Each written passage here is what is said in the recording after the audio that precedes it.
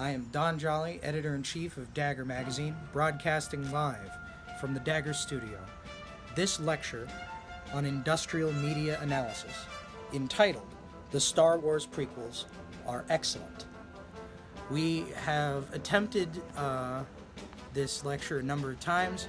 This may be considered the final draft and the ultimate summation of Dagger Magazine's official position on the Star Wars prequels, recognizing that one's official position on Star Wars is something that is significant enough that the Disney Corporation and Mr. Elon Musk have taken public stances regarding it. Elon Musk recently saying that his Mars colony will only permit viewing of the original 6 George Lucas Star Wars movies. So this represents Dagger's official and final position on the Star Wars prequels. The Star Wars prequels are bad movies. Nobody is debating that they are bad movies. Does it suck to watch the Star Wars prequels? Frequently, yes.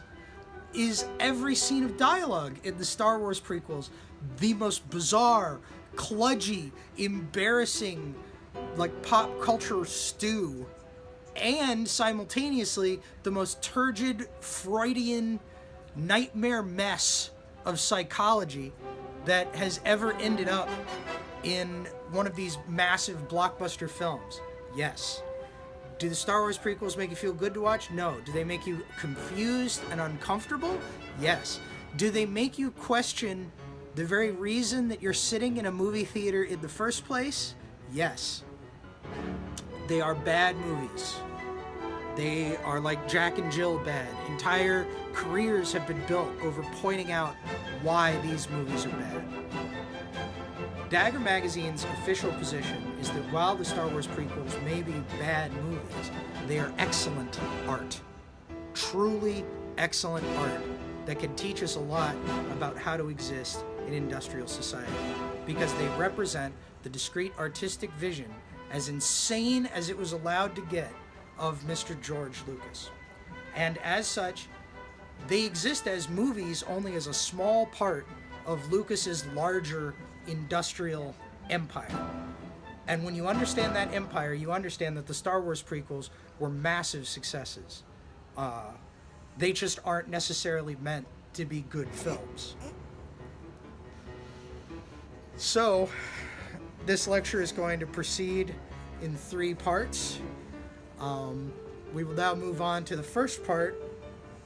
Hello there. Part 1. Hello there. General Kenobi. Hello there. General Kenobi. Hello there. General Kenobi. Hello there. General Kenobi, you are a bold one. I see that so fucking often because I'm fucking reading the prequel memes people on Reddit. And that's their favorite thing. They fucking love Obi-Wan jumping down, saying hello there, and General Grievous turns around and says, General Kenobi, you are a bold one. who could have predicted that that dialogue would stick in people's heads? And maybe it's just because I'm seeing it repeated 10,000 times a day on the internet. But, you know, like, I had that in my mind. This brings us to what the Star Wars prequels actually are, and the reason so many people dislike them.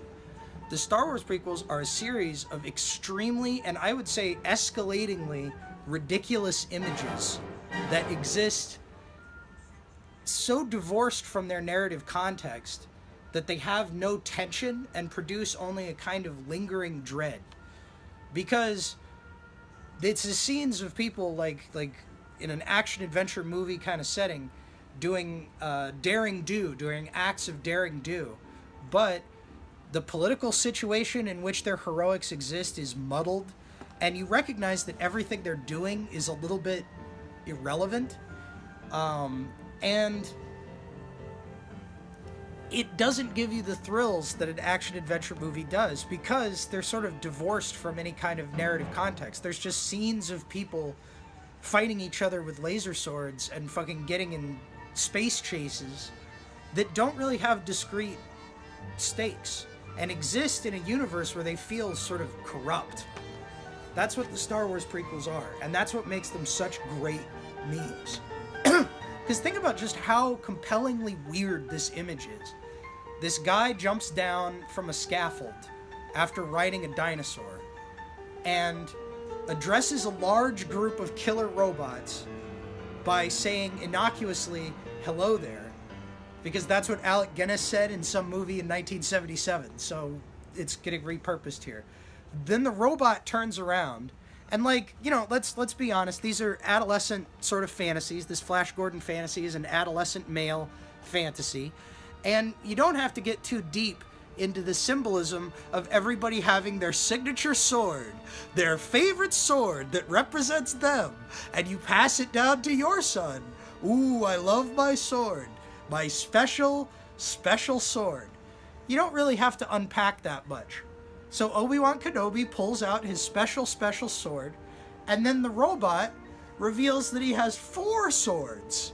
4 stolen swords, because he takes people's swords when they die, and he's a fucking ridiculous looking robot, so he's got 4 of them. And you see people recreate this, like I see kids in high school, like probably the same weirdo kids that were just like repeating fucking internet memes before most people were on the internet when I was in high school.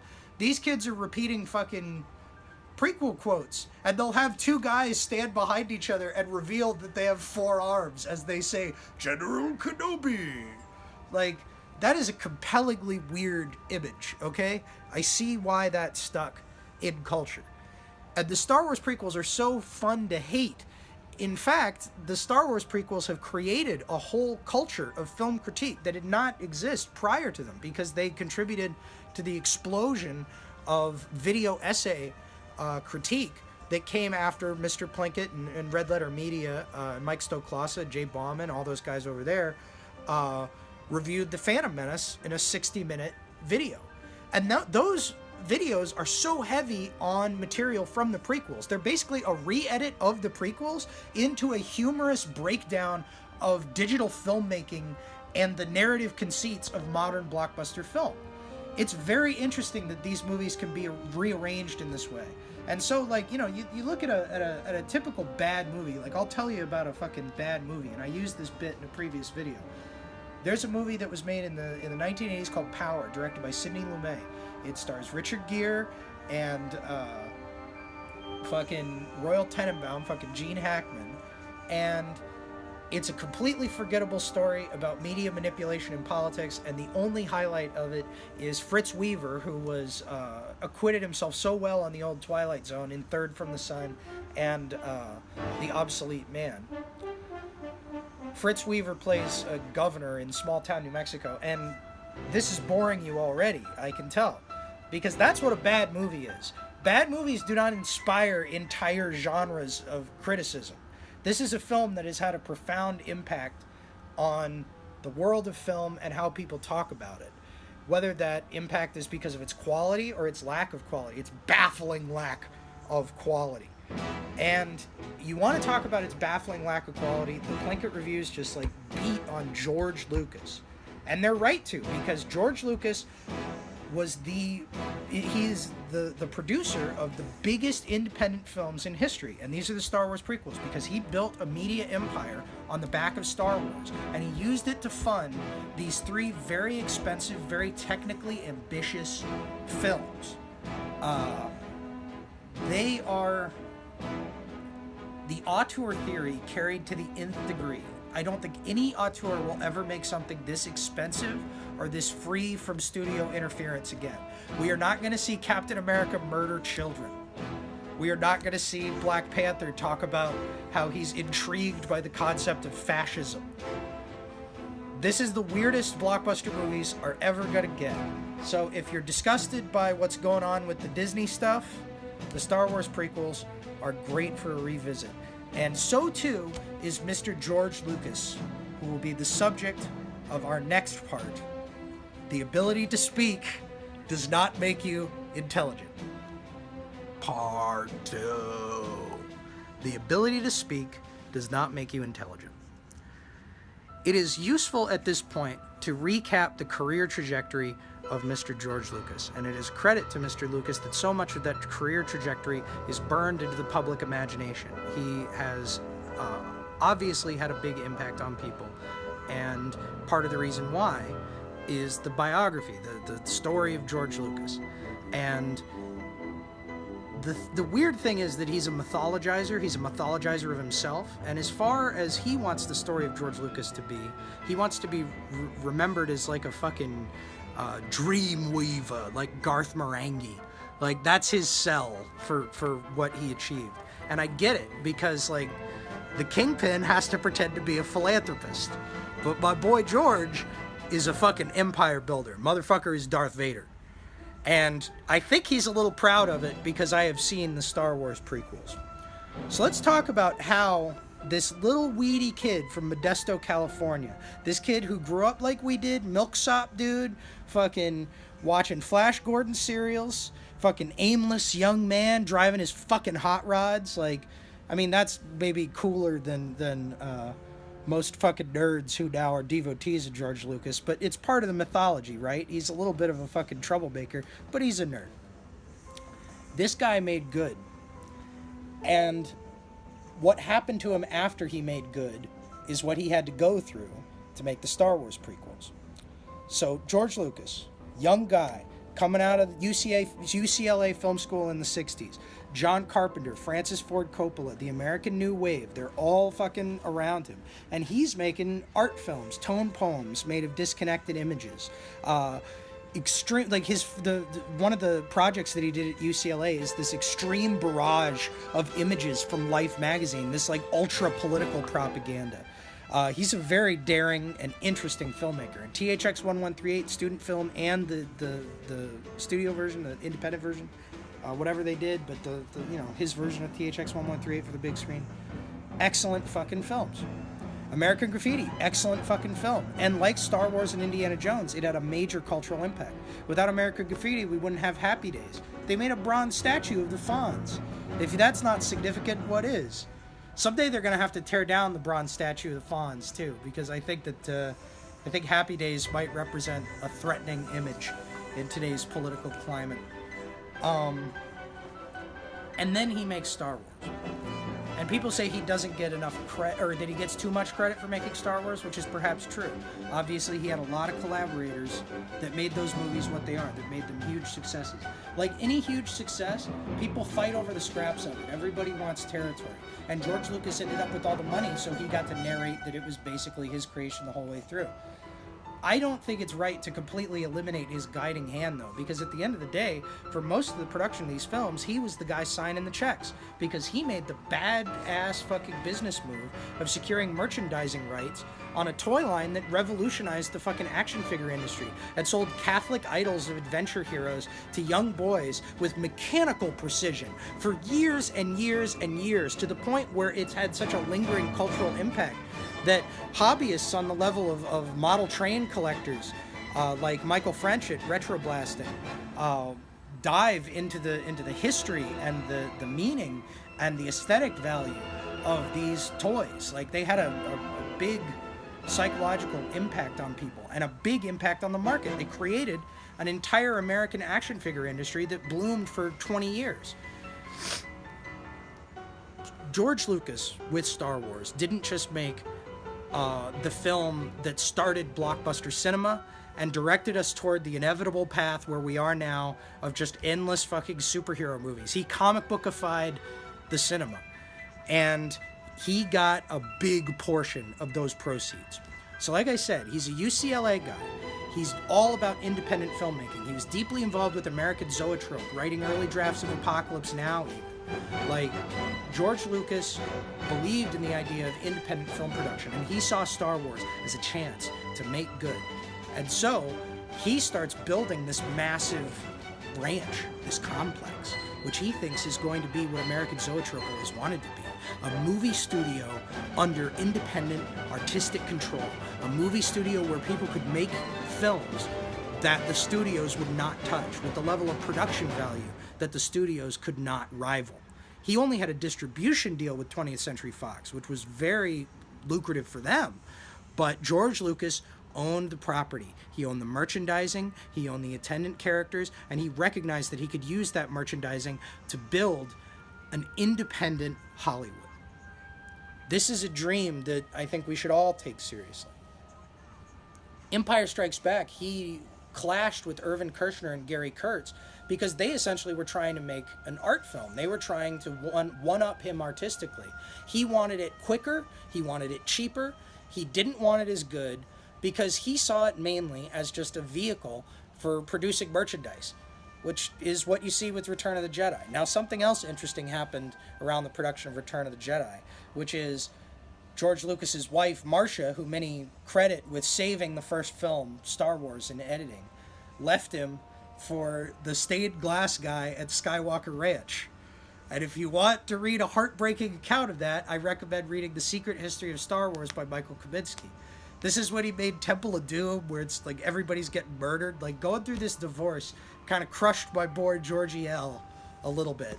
And that's why Return of the Jedi, he got rid of Irvin Kershner, he got rid of fucking Gary Kurtz, and he made the blandest of the Star Wars movies. That's like, it's got big special effects achievements, but the story is just kind of written off. Except for the scene with the Emperor, which he actually gives a shit about. But like, it's definitely a more slapdash effort than The Empire Strikes Back.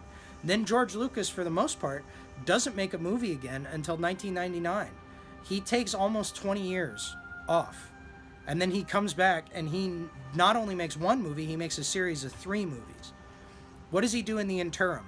He builds a merchandising and a fiction and a video game empire on the back of the Star Wars IP. He builds LucasArts into an important early video game developer, and it continues to make big money all the way through the prequel trilogy. The only people that have fucked it up are Disney. Although I assume that those Battlefront games do make big money, but they're widely seen as scams. They're like the Nigerian prince scam of Star Wars games. That's not a badge of honor. George Lucas built a multimedia empire from 1983 to 1999, and he did it for the purpose of being able to fulfill his dream. A wounded version of his dream, because he's pretty much isolated himself from everybody in the wake of the divorce professionally. With the exception of Steven Spielberg, but Steven Spielberg couldn't come direct any of the Star Wars prequels for Lucas because they were non-union. Like, he's a little bit out on a branch right now. And he built a very successful multimedia empire. If you were a kid in the 90s, you remember they re-released the Star Wars movies. Big new merchandising push, massive Star Wars toy lines. And it was sold to you aggressively. Like, they did pieces about it on 60 Minutes. It had your parents' stamp of approval. It was universally praised by culture as significant and fun and like a visionary experience. And you always see these stories about George Lucas's imagination. Like, this is something that really got deep into people, to the point where it created something lucrative enough that they would report about it on the news. So we get to the Star Wars prequels. It's 1999. George Lucas has successfully built a fucking business empire to fund these films. What does he use these films to do? He pioneers digital filmmaking. He figures out the technique to interpolate actors from different cuts in the same take, creating bizarre Frankenstein editing achievements that had never existed in film before. He created an entire CG character before fucking Gollum that is a racist cartoon dinosaur man.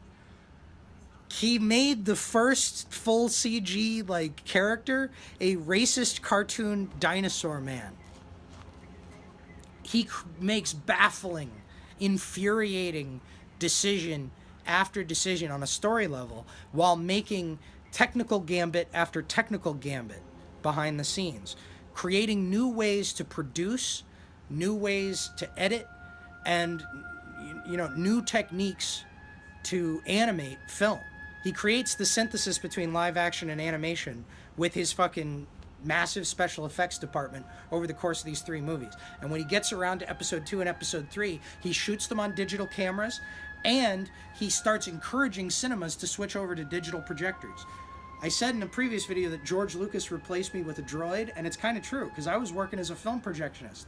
I could fucking thread 35mm film through a Cinemecanica projector. I wasn't the best at it, but I was learning a trade. Then Mr. Lucas comes by in 2005 with Revenge of the Sith, and suddenly 40% of my screen's got to be digital, and then it's just a creeping infection. Because with the digital projectors, you don't even need a projectionist. You just need a service tech that can deal with an entire regional area. You don't even need to do anything other than program the movies on a schedule and let them run, baby.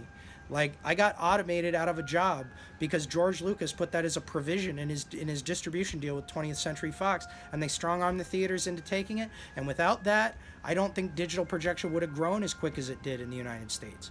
I think he launched that industry on the back of that fucking movie where Obi-Wan Kenobi jumps down from the scaffold, says hello there, and then a robot reveals that he has 4 glowing penises and attacks him. George Lucas is saying something in these movies about the process by which these movies were made and the reason that these movies were made, even as he creates the nascent industry of modern digital blockbuster filmmaking, industry which has completely dominated the world of cinema and produced the most widely distributed popular myths of the 20th and 21st century.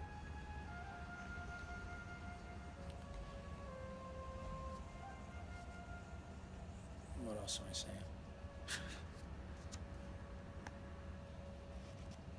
But in the story of the prequels themselves, I think he's questioning this operation. I think he's building skepticism about this industry into its progenitor films. I think the Star Wars prequels are deeply, deeply weird, and they carry the message of their own destruction, which is what makes them perfect memes. This will be the subject of our next part. This is where the fun begins. Part 3. This is where the fun begins. All right, so set up where George Lucas is at on a business level, and we've set up that these films exist not just to be movies, but to be industrial power moves. I should also mention that George Lucas invested heavily in the Christie DLP digital projectors that ended up dominating the market. Like, this is when people say that Vietnam was about selling Bell helicopters. This is the kind of maneuver that we're talking about. This is a power maneuver within capitalism, and it's the kind of thing that wins people lasting fame. And it's the reason George Lucas is hiding behind the fucking guys. Just be like, oh, look, Joseph Campbell, I'm a myth maker. I'm on PBS. I'm a myth maker. Because you know what he is? He's a fucking money maker. He's a little pope, and he's trying to hide it. But I think he's flaunting it a little bit with these Star Wars prequels, because the fun of the Star Wars prequels is that they deconstruct themselves in front of you in real time. They take the conflicting tropes and sensations and pleasures of cinema and make them into something that makes you feel uneasy and bored and often disgusted. The Star Wars prequels are picking up from the most popular series of films of all time, and some of the most wholesome, just films that even George Lucas said in the 70s, it's like, it's supposed to make you feel good when you leave. It's like a propaganda film for a very particular kind of joy in life and joy in maturation, because it's the tale of a young man who grasps his own manhood and stands foursquare against the forces that would oppose him. Very stirring, elemental stuff. Sold a lot of action figures. The Star Wars prequels come along, and they are the story of an order of secretive, bureaucratic, deluded, and short-sighted space monks that engage in pointless sword fights while the world falls down around their ears, and they remain completely impervious to the truth that surrounds them, that the world is coming to an end. The very first thing that you hear in the Star Wars prequels is Obi-Wan says, "I sense something, Master. It's not here. It's elusive." And then Qui-Gon says, "Keep your mind on the here and now, Obi-Wan. But Master, you told me to be mindful of the future. Not at the expense of the living force, my young Padawan." So this is the first thing we see about our protagonists in these films, is they don't know what the fuck is going on. And their way of thinking is limiting them from knowing what the fuck is going on. Qui-Gon Jinn, the guy with the midichlorians that everybody hates so much, he fucking finds this kid in the desert. Like, let's go over this, okay? He fucking goes to a poor planet, and he finds a little slave boy who lives a meek and meager existence working for a bug. He belongs to a bug, and he fucking races cars for a bug. He does dangerous work for a bug. And everything that happens in the Star Wars prequels feels very like nicey nice Disney movie, like nobody's really gonna get hurt. Because the ideas in the Star Wars prequels are so fucking dark on a conceptual level. Like, child slave labor. He's a child slave who engages in dangerous recreation for a bug man who doesn't care if he lives or dies. And they find this kid, and Qui-Gon becomes convinced that he's Space Jesus. He's like, oh my God, it's so important that we train this kid. And that's not really what fucking gets him off of Tatooine. What gets him off of Tatooine is that this little slave boy, this kid with nothing, literally no money, is seduced by an older woman who is royalty. And she brings him to a world of beautiful images, giant Art Deco skyscrapers, massive clouds and cityscapes, no sandstorms, no fucking grubby, impoverished existence. And young Anakin is seduced by these beautiful images. And in Attack of the Clones, they're sitting by the beautiful waterfall, and they're going to Venice in their space boat, and the sun's always setting, and Natalie Portman's always half-dressed, and the boy follows his compulsions. And that's creepy enough on its own, but not only does he follow his compulsions in that direction, he follows his compulsions all the way to murdering the Arabs that raped his mother to death. That happens in a film called Attack of the Clones. And the main thing that people talk about when they talk about Attack of the Clones is fucking Yoda breakdance fighting. George Lucas dropped a lot of fucking potent, nasty shit into these movies.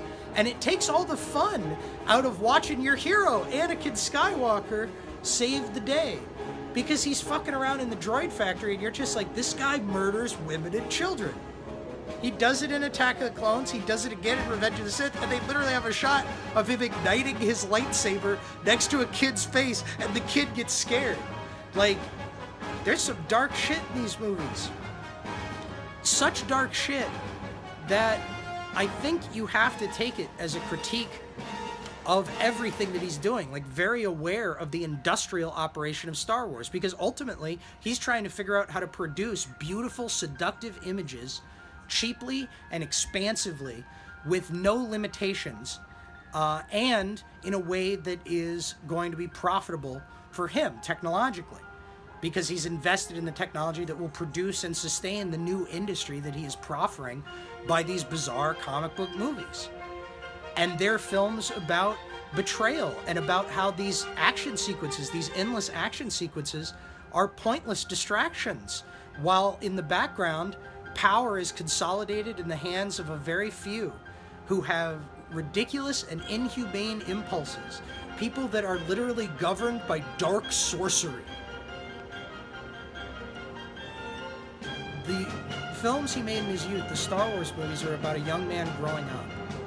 And the prequels are about a young man growing up as well. But if Return of the Jedi feels a bit like a brush off, Revenge of the Sith does not. I think this is George Lucas, like, really giving his opinion on what it is to be a filmmaker. And I think that what he's saying is you're producing seductive images that lead people to ruin and distraction. But he's also saying that the true powers of the world are nefarious, and they are consolidating power for themselves. But they will ultimately be defeated, because ultimately Qui-Gon is kind of right. Anakin is the chosen one, and he had to destroy the Republic in order to destroy the evil sorcerer that has been running human events. The Republic had to fall and the Empire had to rise for the next spiritual cycle to begin. And obviously George Lucas didn't have this all planned out in the 1970s, but I think it's significant that when 2005 came around and Revenge of the Sith came out, he started talking about these movies as the tragedy of Anakin Skywalker. I think he sees the tragedy of Anakin Skywalker as the tragedy of George Lucas, the man who became too much of a machine. And he became too much of a machine because he thought that he was going to save this idealistic dream, which is his love for Padme, for these beautiful images, these beautiful film images. Padme is not a character. Padme is a series of beautiful images, consciously beautiful images. And she's associated with wealth and prestige and emotional openness. And George Lucas and Anakin Skywalker failed to live up to those beautiful images. They were seduced by those beautiful images, and those images destroyed them and led them down a path to covetous, industrial uncreation. So you feel a little something when you see fucking Hayden Christensen get his arms and legs cut off by Ewan McGregor. I don't think George Lucas... You know, this is not uncommon for 20th century media figures. Like Bob Dylan did this. He made a song called Things Have Changed with the chorus, I used to care, but things have changed. And since then, it's been open season. Movie soundtracks, like big Hollywood movie soundtracks, not just Pat Garrett and Billy the Kid. Commercials. The Star Wars prequels, George Lucas knew exactly how successful they would be as works of cinema, and they made a lot of money, and they created, as much as Star Wars created, the infrastructure, economic and technical, for the modern blockbuster film, which has, of course, come to dominate Hollywood in years since. He also consciously made a bizarre, disturbing cry for help, where he talks about how acting in the world of big budget film and actively innovating it in a technological way as he did has made him more machine than man and taken away some portion of his humanity. And the thing that cost him all of that is his inability to let go of the people in his life that he loves and to offer them autonomous operation. He was too attached. George Lucas is saying, I'm sorry, Marcia. I'm sorry that you left me for the stained glass guy at Skywalker Ranch right before I made Return of the Jedi. And that I put a scene in the movie where a giant alien slug man licks a girl in a bikini and threatens to rape her. Sorry I did that. My bad. I should have been more open. I should have been more loving. But you know what? I'm there for the kids. And if they like pee-pee doo-doo bullshit, they're gonna get pee-pee doo-doo bullshit. And if they like the pew-pew laser swords, we're gonna get the pew-pew laser swords. And if my son Jet wants to be in Revenge of the Sith and get shot by CGI stormtroopers, we're gonna do that too. And I'm gonna be in Revenge of the Sith. I'm gonna make a director cameo for the first time in my life, dressed as a blue alien guy. These Disney movies put it all in perspective, because you see what it looks like. When Rian Johnson made a movie, it's like nobody made a movie at all. This is a man without character, completely without character. This is a company completely without character, pursuing only mindless profit. George Lucas, of course, was pursuing profit too, but he's one man. He was calling the shots, and I think he used the opportunity to say something pretty fucking interesting and a little bit heartbreaking.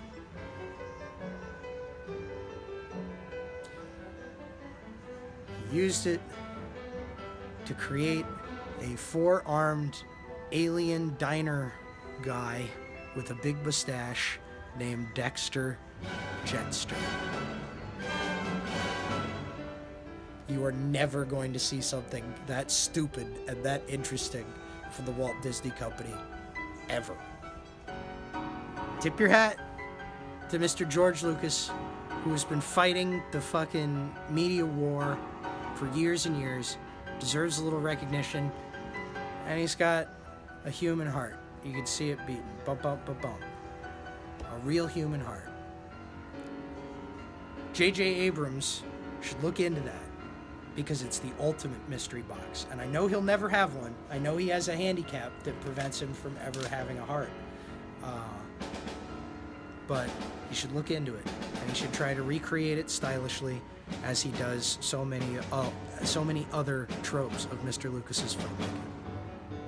Thank you. This is Dagger Magazine signing off. Good night.